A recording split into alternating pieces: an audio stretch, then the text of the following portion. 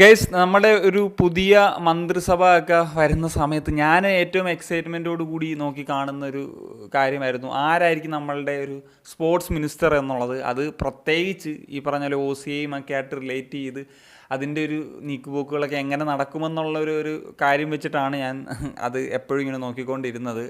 എന്താണെങ്കിലും മുൻകാലങ്ങളിലൊക്കെ നമുക്കറിയാം സ്പോർട്സുമായിട്ട് എന്തെങ്കിലുമൊക്കെ കണക്ഷൻ ഉള്ളവരാണ് ഇതിൽ പ്രവർത്തിച്ചിട്ടുള്ളത് എന്നുള്ളത് കൃത്യമായിട്ട് കാണാൻ സാധിക്കും.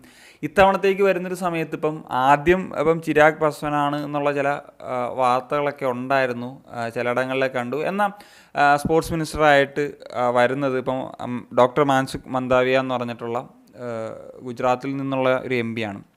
അപ്പോൾ അദ്ദേഹം കഴിഞ്ഞ ഇതിലും ഒരു കേന്ദ്രമന്ത്രി എന്ന നിലയിൽ പ്രവർത്തിച്ചിട്ടുള്ളതാണ്. ഇപ്പോൾ നോക്കുകയാണെങ്കിൽ health and family welfare and chemical and fertilization ആ ഒരു ഡിപ്പാർട്ട്മെൻറ്റിലൊക്കെയാണ് അദ്ദേഹം വർക്ക് ചെയ്തിട്ടുള്ളത്. അദ്ദേഹം പറഞ്ഞൊരു ഡോക്ടറാണ്.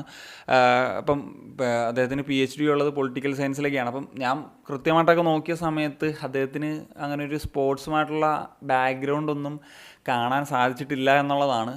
എന്നാൽ ഞാൻ നേരത്തെ പറഞ്ഞല്ലോ, മുമ്പത്തെ അനുരാഗ് താക്കൂർ ആണെങ്കിലും അദ്ദേഹത്തിന് സ്പോർട്സുമായിട്ട് കണക്ഷൻ ഉണ്ട്. അദ്ദേഹം രഞ്ജി ടീം പ്ലെയറൊക്കെ ആയിരുന്നു. അതുപോലെ തന്നെ അദ്ദേഹം BCCIയുടെ പ്രസിഡന്റ് സ്ഥാനത്ത് വരെയൊക്കെ വന്നിട്ടുള്ളൊരു വ്യക്തിത്വമാണ് എന്നുള്ളത് നമുക്കറിയാമല്ലോ.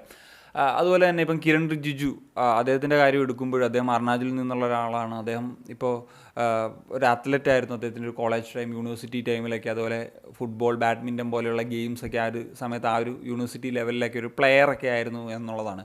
അതുപോലെ നമുക്ക് വേണമെങ്കിൽ രാജ്യവർദ്ധൻ സിംഗ് റാത്തോറിൻ്റെ കാര്യം എടുത്തു കഴിഞ്ഞാൽ അദ്ദേഹത്തെ നമുക്ക് അറിയാത്ത ആരും കാണത്തില്ല. കാരണം ഒളിമ്പ്യനാണ്. ഒളിമ്പിക്സിൽ സിൽവർ മെഡൽ നേടിയിട്ടുണ്ട്. അതുപോലെ കോമൺവെൽത്ത് ഗെയിംസിലും ഏഷ്യൻ ഗെയിംസിലും ഒക്കെ മെഡൽ നേടിയിട്ടുണ്ട്. അങ്ങനത്തെ വ്യക്തിത്വങ്ങളൊക്കെയാണ് സമീപകാലത്ത് നോക്കുമ്പോൾ നമുക്ക് കാണാൻ സാധിക്കുന്നത്. പക്ഷേ ഇത്തവണത്തേക്ക് വരുമ്പോഴത്തേക്കും അങ്ങനത്തെ ഒരു സ്പോർട്സ് ബാക്ക്ഗ്രൗണ്ട് ഇല്ല എന്നുള്ളതാണ്. ഞാൻ ഈ ഒരു സ്പോർട്സ് ബാക്ക്ഗ്രൗണ്ട് നോക്കുകയെന്ന് വെച്ച് കഴിഞ്ഞാൽ നമുക്ക് ഒരു OCയുടെ ഒരു അപ്രൂവൽ കിട്ടണമെങ്കിൽ ഒരു അഡ്മിനിസ്ട്രേഷൻ ലെവൽ അല്ലെങ്കിൽ സ്പോർട്സ് മിനിസ്ട്രി ലെവലിലൊക്കെ ഒരു കാര്യങ്ങളൊക്കെ അവർക്ക് കൺവിൻസ്ഡ് ആകണമെന്നുള്ളതാണ്.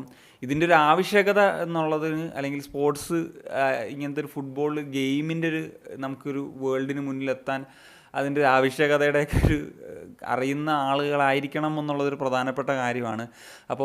നേരത്തെയൊക്കെ ഒരു മിനിസ്ട്രി ആയിരുന്ന സമയത്ത് എനിക്ക് ഹോപ്പ് ഉണ്ടായിരുന്നു. ഇനിയിപ്പോൾ ഇലക്ഷൻ കഴിഞ്ഞിട്ട് കാര്യങ്ങൾ തീരുമാനിക്കാമെന്നായിരുന്നല്ലോ ഇപ്പോൾ ഇരുന്നത്.